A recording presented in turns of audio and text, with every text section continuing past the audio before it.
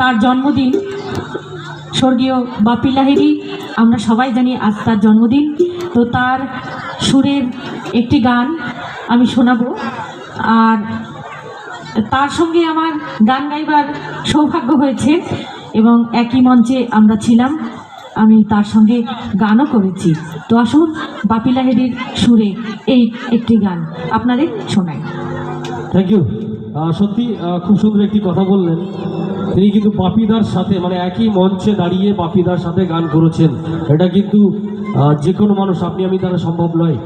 তো এই সুন্দর শিল্পী, সেই শিল্পী রিঙ্কু বিশ্বাস তার সুন্দর গানে সন্তুষ্ট হয়ে ভানু কাহার 50টি টাকাতে পুরস্কৃত করলেন। সবাই মিলে একটু জোর সাথে তাহলে হয়ে যাক। Thank you.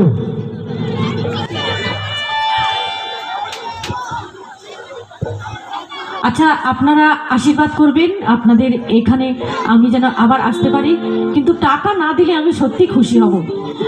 টাকা দেবেন না, আপনাদের আশীর্বাদটাই আমার কাছে খুব বড়, এর থেকে আর কিছু নেই। তো টাকা না দিলে আমি সত্যি খুশি হব। তো আসুন আর একটি বাংলা গান তার সুরে।